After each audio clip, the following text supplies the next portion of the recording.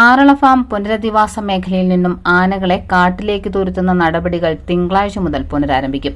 തിങ്കൾ, ചൊവ്വ ദിവസങ്ങളിൽ പുനരധിവാസ മേഖലയിലെ ആനകളെ തുരത്താനുള്ള നടപടികളാണ് പുരോഗമിക്കുന്നത്. തുടർന്ന് ബുധൻ, വ്യാഴം ദിവസങ്ങളിൽ ഫാമിലെ കൃഷിയിടങ്ങളിൽ അവശേഷിക്കുന്ന ആനകളെ കൂടി തുരത്തി വനത്തിൽ എത്തിക്കുകയാണ് നിലവിലെ ലക്ഷ്യം. ഫാമിനുള്ളിൽ യുവാവിനെ കാട്ടാന ആക്രമിച്ചതിൽ എതിർപ്പ് ശക്തമായതിന്റെ സാഹചര്യത്തിലാണ് വീണ്ടും ആനകളെ തുരത്താൻ ഉന്നതതല യോഗത്തിൽ തീരുമാനമായത്. ഫാമിലെ കൃഷിയിടത്തിൽ 20ഓളം ആനകൾ കൂടി അവശേഷിക്കുന്നതായാണ് കണക്ക്. ആനയുടെ ശല്യം അതിരൂക്ഷമായി തുടരുകയാണ്. കഴിഞ്ഞ ദിവസം പുനരധിവാസ മേഖലയിൽ ഒരു വീടും കാട്ടാന തകർത്തിരുന്നു.